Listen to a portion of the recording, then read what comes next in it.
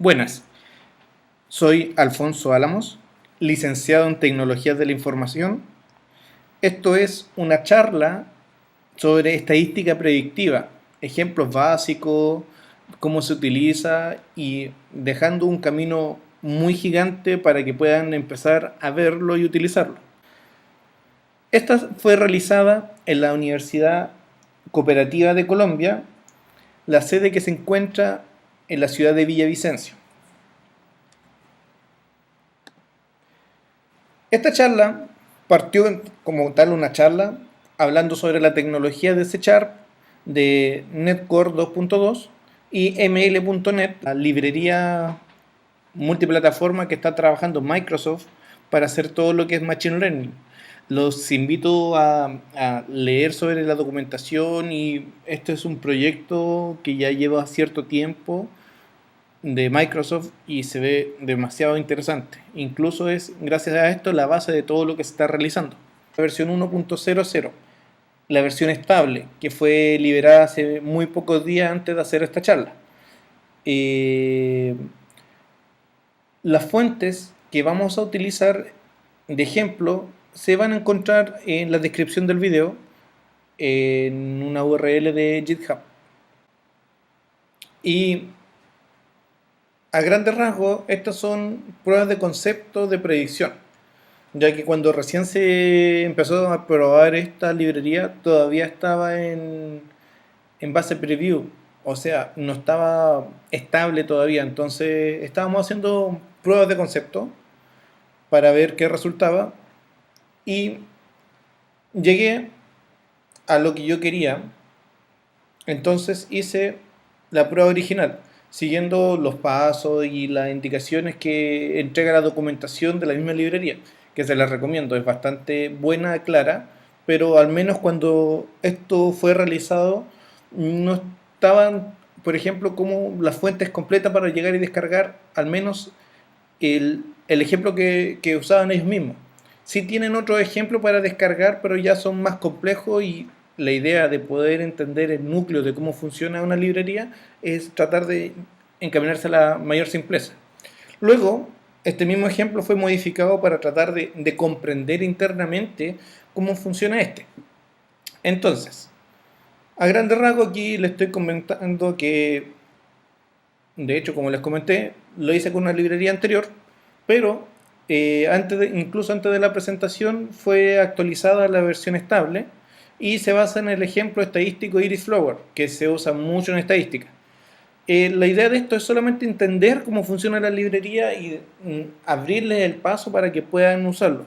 Luego les doy un análisis para que puedan leerlo después con calma y además las formas de mejora que yo detecté al menos a nivel de ejemplos. Bueno, sin más, vamos a ver ahora el código fuente. Vamos a tener dos carpetas, la original y la modificada. Primero vamos a ver la original y luego la modificada.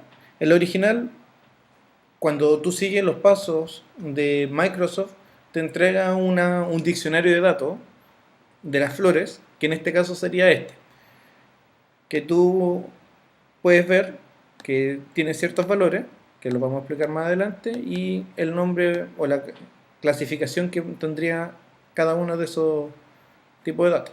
Perfecto. Nos vamos al programa. Quise mantener tal cual hasta incluso los comentarios, así que recopilé toda esa información, lo armé. Espero que cuando ya vean estos videos ya estén disponibles para llegar y descargar y no tener que armarlos por partes, porque de repente puede haber algún desconocimiento, que no sepas bien agregar una librería o algo y no funciona. Pero bueno, aquí está. ¿Qué es lo primero que hay que hacer? Primero hay que crear el objeto que va a recibir esa información.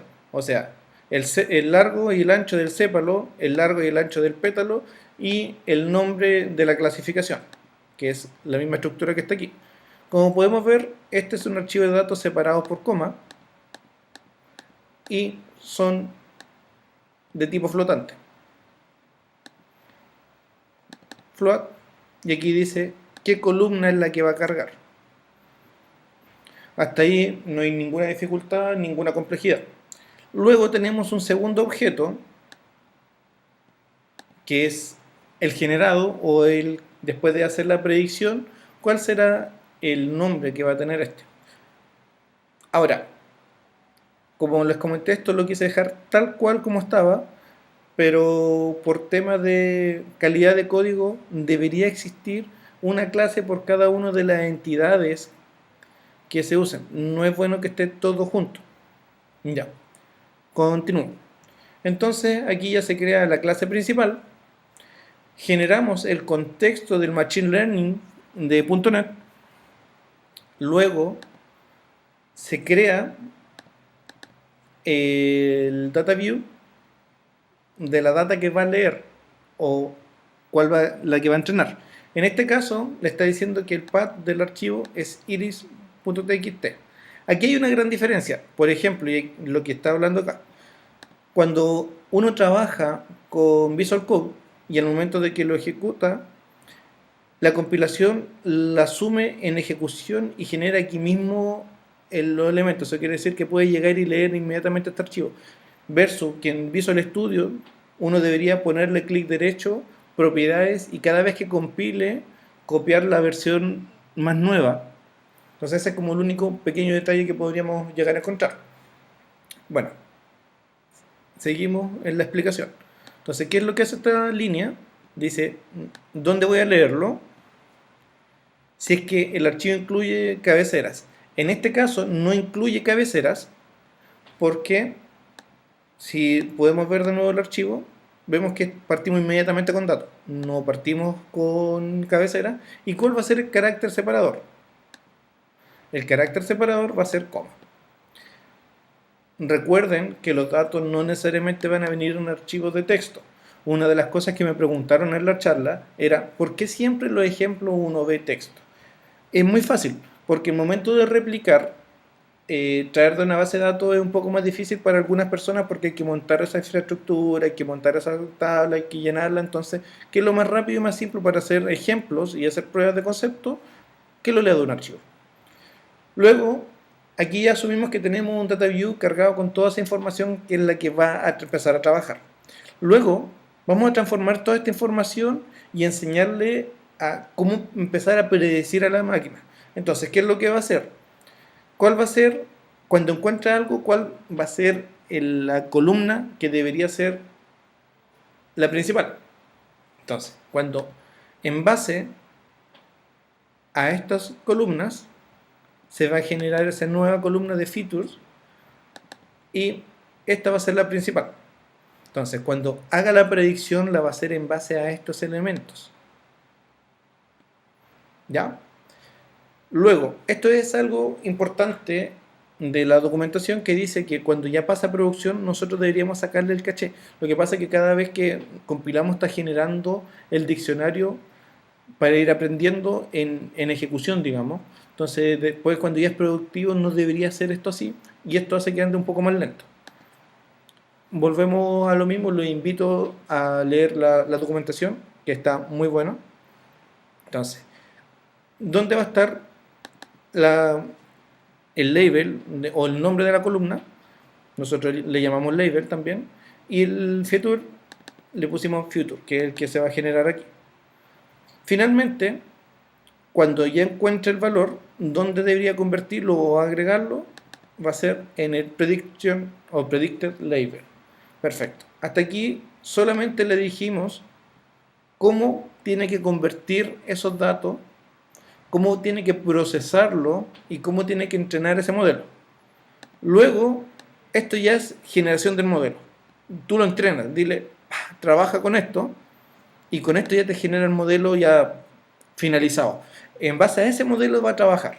Entonces, ¿cómo lo hacemos trabajar? Le decimos que va a crear una predicción, le vamos a pasar ese tipo de datos, él nos debe responder este tipo de datos en base al modelo que generamos recién y que haga la predicción. Entonces llegamos y generamos un elemento que le decimos el largo y el ancho del sépalo, el largo y el ancho del pétalo, y finalmente en base a esa predicción me va a entregar según lo que tú me dijiste, yo predigo que el tipo de flor va a ser la siguiente. Y luego finalice la ejecución. Eso es todo el programa. Vamos a ejecutarlo.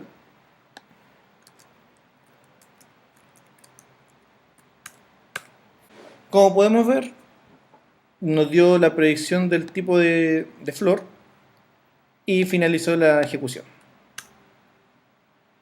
Perfecto. Ahora, ¿cómo nosotros logramos poder entender esto? Vamos a ir a las fuentes modificadas. Como les comenté, por un tema de calidad de código y ordenar, por ejemplo, aquí tenemos las entidades, las lógicas y el programa y el diccionario de datos. Esta es muy importante porque mientras más pobre es el diccionario de datos, mayor nos permite hacer el entendimiento que tiene este. Entonces, simplemente puse 4 datos muy pobres en el diccionario de datos, incrementado de 5 en 5 para ver cómo funciona en la aproximación que hace internamente, ya que sabemos que sí o sí, para poder hacer una predicción va a tener que aproximar. Entonces, ¿cómo logramos detectar cuál es el margen de error que tiene? Entonces, esta es una buena manera que podríamos encontrar eso. Entonces, mi entidad son solamente dos elementos, que es el float del número que se le ingresó y el label. Perfecto. Igual que el anterior, solamente que separado. Luego, la entidad que nos va a entregar cuando ya haga la predicción, que se mantiene tal cual como en el caso anterior. Ahora nos vamos al programa. ¿Qué es lo que hace el programa? En primer lugar, estamos controlando la excepción en caso de que no encuentre el archivo, se caiga, cosa que no hacía el anterior. Entonces, por un tema de calidad de código, uno siempre debería controlar excepciones. Entonces, generamos el contexto. Leemos el archivo. En el archivo estamos entregando el contexto y el nombre del archivo. ¿Cómo funciona esta clase? Entonces, nos vamos a la clase de lógica para leer el archivo. Tenemos dos elementos privados protegidos, que es el nombre del archivo y el contexto. Simplemente en el constructor estamos asignando, perfecto, generamos un método que lee y prepara el modelo de aprendizaje. Entonces tenemos un Read and Prepare Machine Learning, que es lo que hace. En el Training Data primero lee el archivo. ¿Qué es lo que hace leer el archivo? Primero pregunta si el archivo existe. Algo súper simple. Si es que existe, sigue tu ejecución. Si no existe, genera una excepción que me diga que el archivo no existe. ¿Qué puede pasar? Entonces es mejor controlar la excepción a que se caiga y reviente. Entonces, volvemos a que el archivo existe. Luego de que sabe que el archivo existe, hace lo mismo que en el elemento anterior. Simplemente lee los datos en un data view. Perfecto. Donde lo tiene que mapear, mismas propiedades, donde está el archivo, que no use las cabeceras, y finalmente que el separador es coma. Podría ser cualquier otro char de separación. Y retorna ese elemento. Entonces, acabamos de leer y tenemos toda la data o el diccionario en este caso. Luego vamos a generar esos datos para aprendizaje. ¿Qué es lo que le decimos? En base al contexto, lo mismo que lo anterior, solamente que ahora tenemos solamente una columna, no un junto de columnas. Entonces, ¿qué es lo que va a concatenar? En realidad no va a concatenar nada, va a ser solamente ese. Entonces va a generar un features en base a este, versus el anterior que generaba de muchas columnas, entonces es más difícil poder hacer el ejercicio a mano para poder hacer la predicción. Si se fijan, no es nada más que lo anterior, solamente más simplificado. Perfecto. Ya teniendo eso, le decimos entrena el modelo. Le pasamos el pipeline generado recién y el diccionario. Entonces, ¿qué es lo que va a hacer? Es tal cual lo otro, o como el ejemplo anterior, genera el modelo ya entrenado. Y esto es retornado. Volvemos al programa. Me lo retornó. Ahora generamos la nueva clase que es RedUserLogic. O sea, a diferencia de la anterior que tenía un ejemplo en duro, fuera ingresando datos. Entonces, ¿qué es lo que le pasamos a esto? Le estamos pasando el contexto que en el cual tiene toda esa información ya almacenada. Y cuando lea del teclado, le estamos pasando el modelo entrenado. Vamos a ver cómo está hecha la lógica de la lectura de usuario. Estamos pasando a un objeto protegido del contexto. Entonces estamos traspasando ese contexto. Luego tenemos que lea del keyboard o del teclado el modelo ya listo. Entonces, le decimos al usuario que ingrese una letra S para salir. Entonces, como es un ciclo infinito, en cualquier momento podría salir. Entonces, tenemos un while finito y vamos a leer el option. El validate input, ¿qué es lo que hace? En primer lugar, lee o pide un valor. Por si acaso pedí que todo me lo convirtiera en mayúscula y si en el caso de que me ingresara la tecla S, debería cerrar este ciclo de la validación. En el caso contrario, debería intentar pasarlo a float. En el caso de que fallara, me va a decir que es un parámetro incorrecto. O sea, estamos manejando excepciones, estamos manejando el control del usuario. Entonces solamente vamos a esperar los valores que nosotros necesitamos. Y cuando logre pasarlo a float, se cierra simplemente el ciclo. Y va a retornar lo que lea por el teclado. Sé que hay formas de hacerlo más claro, más simple, de una sola línea incluso, pero como esto es para una charla, lo ideal es tratar de que sea lo más claro posible. E incluso podría haber sido esto un while true y un ciclo cuando vaya a salir con un break. Pero como les comenté anteriormente, está pensado para los niveles más básicos en adelante. Volvemos al logo de ingresado en la opción. Esa opción nuevamente la vamos a evaluar, que es si es igual a S, va a cerrar el ciclo. De lo contrario, como ya sabemos que la información que nos va a entregar va a ser o un float o una S, entonces ya no tenemos que más manejar excepciones. Entonces, convertimos el elemento que pasó el usuario, generamos la predicción, igual que en el caso anterior, el dato que le vamos a entregar, el dato que nos debe entregar en el modelo que ya está entrenado y se le entrega lo que el usuario ingresó por teclado. En base a eso, me va a dar la predicción. ¿Ya? Finalmente, en el caso de que el usuario cierre o decida terminar, va a mostrar que terminó. Bueno, vamos a ejecutarlo y vamos a ver cómo funciona esto.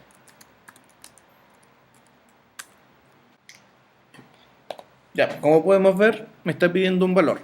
Entonces, ¿qué es lo que vamos a hacer primero? Primero vamos a detectar los márgenes de funcionamiento.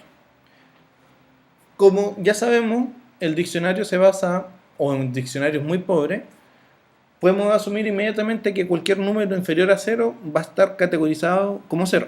O sea, si yo pruebo el menos 1000, me va a decir que es 0. Si yo pruebo el menos 1, me va a decir que es 0. De ahí en adelante. Entonces, ¿cuál es el tema? El tema o el detalle es que tenemos que ver hasta qué punto empieza a detectar el cambio entre uno y otro. Entonces, es cosa de ir probando, aunque yo ya lo tengo medio claro. Por ejemplo, ahí yo ya sé que todavía sigue siendo 0 y 2.0 ya pasa a la siguiente categoría. Entonces vamos a anotar estos valores. Luego, necesitamos saber este elemento hasta qué punto llega. Por ejemplo, si yo pruebo 6, todavía está dentro del 5. 7, todavía está dentro del 5. Necesito saber en qué momento cambia el 10. Entonces, yo ya sé que es en el 7.3. Porque el 7.4 ya pasa a la siguiente categoría. Luego necesitamos detectar cuál es el último punto de infracción, digamos, o el último punto de quiebre, que yo sé que es el 12.5, que todavía sigue siendo 10, porque en el 12.6 ya va a pasar a 15. Ya estando en 15, que ya cualquier número en adelante va a seguir siendo 15.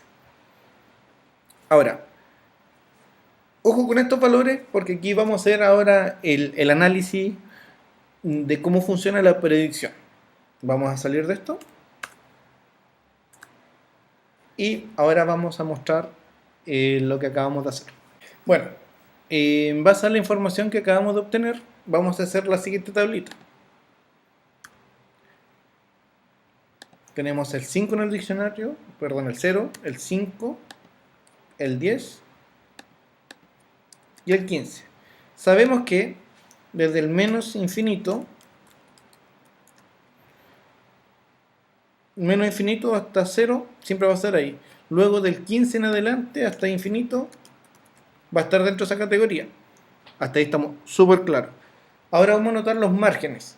Entonces sabemos que el menos infinito llegaba hasta el 1.9. Luego del 2.0 hasta el 7.3 estaba en la categoría 5. Luego el 7.4 hasta el 12.5 estaba en la categoría 10. Y finalmente el 12.6 hasta el infinito. Entonces, ¿qué es lo que vemos aquí? Vemos solo números que no nos dicen nada. Ya. No es así. Es tan simple, para este caso puntual, que si yo resto el 7.3 con 2.0, el resultado es 5.3. Esto lo voy a dejar en rojo. Luego, la resta de estos dos es 5.1. Entonces, con esto ya tenemos cierto análisis. Con un diccionario súper pobre, que nosotros le dijimos que el incremento iba a ser de 5 en 5 implícitamente, la primera vez, bueno, hasta antes de saber hasta dónde llega, es indefinido. Entonces, él no sabe cuánto es como el quiebre que tiene que hacer si que esto es indefinido y con mayor margen de error. Asimismo, cuando le decimos cuánto es el margen de cierre, pero sí donde ya conoce, donde tiene un inicio y un fin, y puede predecir y sacar un porcentaje de aproximación, la primera vez se equivoca con un 30%. O sea, si nosotros sacamos el margen de rango que tiene entre el 0 y el 5, logramos que el incremento sí está en alrededor de 5, como le dimos nosotros, pero de 5.3. O sea, tiene un 30% de margen de error. La segunda vez que le dijimos que haga exactamente lo mismo, logró entender y mejorar su porcentaje de error y lo bajó solamente un 10%. Eso quiere decir que ¿cuál es la clave de todo los machine learning, las predicciones, el análisis semántico y todo lo que queramos poner? Mientras más robusto, específico y limpio sea nuestro diccionario, mejor va a ser la calidad de las predicciones y la forma como trabajen las máquinas. Entonces, como podemos ver con un ejemplo tan pequeño, logramos entender cómo funciona el motor por debajo. Entonces, en base a esta misma conclusión, ahí yo dejé una anotación que, por ejemplo, si nosotros ya trabajamos margen de error en base a lo que nos está dando, nosotros podríamos poner internamente, por ejemplo, definir un porcentaje de error. Si yo digo, no sé, que cuando el usuario tenga la interacción y la máquina todavía está en proceso de aprendizaje, si cualquier entrada que tenga y yo logro detectar que tenga un porcentaje de error de sobre el 20% o igual al 20%, preguntarle simplemente al usuario, ¿tú me quisiste decir esto o no? Entonces, si el usuario te pone que sí, se guarda en el diccionario, entonces la próxima vez ya no va a estar el margen de error tan grande, sino que ya va a ser ese preciso punto cero y va a ayudar a bajar la tensión o la tendencia de todo. En el caso de que la predicción esté errónea, el usuario la corrija y se guarda también. Entonces todo eso te permite tener un diccionario mucho más robusto. Bueno, esto era principalmente la charla. Luego de esto se convirtió en un conversatorio de calidad de código y nuevas tecnologías. Sé que el audio y no está completo, sé que voy a agregar lo que tengo y espero que lo disfrutes. Hasta luego. Soy técnico mecánico y técnico electrónico. Tengo en total 6 títulos, no voy a entrar en detalle. Tengo 30 años, trabajo o he trabajado en varios software y líder técnico. También un desarrollador senior, dependiendo de lo que necesite los proyectos. Hoy día vamos a ver un poco de predicción con el lenguaje de NetCore. ¿Por qué NetCore? NetCore presenta un nuevo esquema que trabaja casi todas las peticiones asíncronas, lo que permite sacarle mejor provecho al procesador, a las máquinas, y además NetCore, a diferencia de su hermano mayor .NET, funciona en distintos sistemas operativos. Por ejemplo, en este momento está... Ejemplo, pues, ya. Todos lograron acceso, puede correr en BSD y obviamente en Web. Entonces, esa es la idea. Ahora, cualquier duda que no entiendan, me pregunten en el momento. Si hay un tema de léxico que tengamos diferencias, porque yo me he fijado en estos días leyendo acá, mucha diferencia de modismo, cualquier término, me interrumpen en el momento y lo revisamos. Que es mucho mejor que al final de la clase porque se pueden ir cosas en el tintero. ¿Ya? ¿Todo bien? Me gustaría que igual se presenten para conocerlo. Al principio de la entrada los saludé, pero ninguno me dijo su nombre. Veo cara. Pero no me acuerdo. Solo eliminamos. Mi nombre es Alejandro Forero, estoy en ingeniería de sistemas. Mi nombre es Jackson Muñoz, estudiante de ingeniería de sistemas, voy a hacer Mi nombre es Sergio Rubiano, igualmente ingeniería de sistemas, séptimo semestre. Mi nombre es Juan Sebastián Quiroga, voy a hacer el semestre de ingeniería de sistemas. Mi nombre es Sebastián Hernández y voy en noveno semestre de ingeniería de sistemas. Nicolás Cortecha, Mi nombre es Cristian Alberto González, voy en séptimo semestre de ingeniería. Buenas noches, mi nombre es Alberto Ayala y soy actualmente alumno de séptimo semestre de ingeniería de sistemas. Ya, ahí podemos ver la ruta para descargar. Algunos ya tienen instalado el NetCore, en este caso modificado, que estoy haciendo una prueba de concepto, y el original, el que ofrece Microsoft, pero Microsoft lo ofrece por parte, no te entrega toda la fuente completa como para llegar y probar. En este momento se está usando la librería ML de Machine Learning, la versión 1.00 Preview. ¿Por qué es Preview? Todavía no estaba oficialmente, la sacaron hace 3 días recién. Ayer fue el lanzamiento oficial, digamos, así que todavía está relativamente nueva. No lo quise actualizar por si tenía pequeñas diferencias. Generalmente cuando sale a producción cambian algunas cosas, entonces se los dejo también en el tintero si les interesa verlo más adelante. La librería que trae de Machine Learning trae muy buenas cosas. Por ejemplo, la predicción, que es lo que vamos a ver ahora, trae análisis de sentimiento, clasificación de texto. Por ejemplo, trae ejemplos como lograr de un texto ver si es un spam, por ejemplo, de un correo. Nos permite varias cosas y está en crecimiento. Esto es muy nuevo, a lo menos en .NET, y trae muchas cosas muy buenas. De hecho, Azure DevOps trae una inteligencia artificial que está basada en esto, obviamente con todas las cosas que todavía no están disponibles, y es muy poderoso. Entonces podemos llegar a lo mismo, incluso más, dependiendo de su lógica. Ya. Eso es como el resumen de lo que está en esa página. Tenemos dos aquí. Tengo el de Flores, que su profesora me puede ayudar con explicarle a qué se refiere, pero no es nada más ni nada menos que habla del tamaño de los pétalos y el tipo de flor que es. ¿Cierto? sí, el ancho y el largo de los séparos. Ellos ya lo reconocen. Ah, ya lo Sí, conozco. ya. Ah, perfecto. Entonces, simplemente bajé la base de datos gigante de alrededor de 301 elementos. ¿Y qué es lo que hace? incluimos las librerías de Microsoft, ML, de las que recién hablamos. El paso 1, no sé también cómo andará su inglés. Quise dejar los comentarios tal cual, porque cuando uno hace una prueba de concepto, primero toma lo que entrega tal cual y primero logra ejecutarlo, porque muchas veces uno encuentra en páginas cosas, pruebas de concepto, ejemplos, que no funcionan nunca. Entonces la idea era hacer que funcionara bien y después modificarlo a base de lo que uno necesita o lo mínimo para poder entender y manejar bien el tema.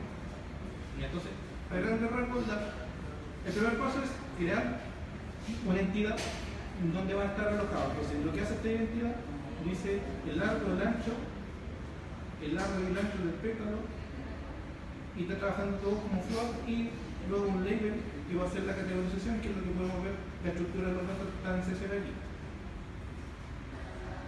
Luego creamos una segunda clase que va a ser cuál va a ser la predicción, o sea, el label de predicción. Finalmente ya empieza la estructura del programa. Genera un contexto y necesitamos interpretarlo. Entonces le estamos diciendo a la máquina que todos estos datos que están aquí tienen que utilizarlo de cierta manera. O sea, estamos mapeando eso. Estamos diciéndole que eso tiene que estar en cierta estructura. Extracción de la base de datos. No necesariamente extracción. ¿Por qué? Porque O sea, sacan tú lo vas a traer y lo vas a llegar a esa estructura que está ahí. Entonces lo está mapeando. Es decir, eso tiene que ir acá.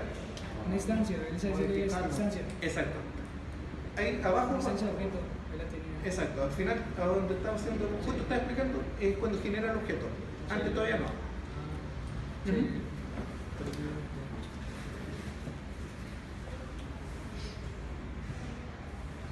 Ya, entonces, ¿qué es lo que dice? Aquí crea una nueva columna que se llama features en base a toda esta información. Se fijan aquí concatena para generar eso. Luego, trae el contexto. Esto solamente se usa en manera de aprendizaje. Después, el mismo la librería dice que cuando ya se trabaja a nivel de productivo y en grande estructura de datos, esto debería sacarlo porque es un caché que va generando cada vez que va ejecutando. Cuando uno ya tiene una máquina que aprende sola, ya no debería el índice, o mejor dicho, el diccionario debe irse autoincrementando. Ahí ya debería estar un poco más cerrado para hacerlo más rápido. El aprendizaje generalmente se usa inicialmente, cuando necesita aprender, después ya no es necesario. Luego, cuando ya estés entrenado y estés claro, si tú te mueves siempre por los mismos lugares, sí. Lo que no va a predecir es algún cambio inesperado. algo inesperado. Por ejemplo, si tú entre las 15 a las 16 tú te mueves por esta zona, si la aplicación te puede decir que tú vas a estar dentro de esa zona. Eso, por lógica lo puedes saber. Pero si por X motivo tú tuviste que mover para acá por un accidente, eso no lo va a poder predecir jamás. Pero sí lo puedes lograr. No esto, pero sí eso. El rato podría tener una ley que si usted va para algún lugar y todas esas zonas están una Incluso- alternativa por incluso- otro lugar que no puede Con eso pasar. la interpretación. Lo que puede hacer es, por ejemplo, si tú te mueves siempre a esta hora ahí, y en ese rango de hora tú te sales de la normalidad, deberías mandar un mensaje de alerta a tus familiares de que estás siendo raptado o pasó alguna emergencia. ¿Qué puede pasar? Era para eso. Y se puede hacer, por ejemplo, si la aplicación ya sabe, o tú haces una geocerca que debería estar dentro de ese margen de rango, y tú por aquí no está, puedes mandar una alerta de que el sujeto se movió de donde debería estar y, oye, revisa que esté bien. Hace mucho tiempo así, pues, pasó algo con una muchacha y las mujeres desaparecían y aparecían en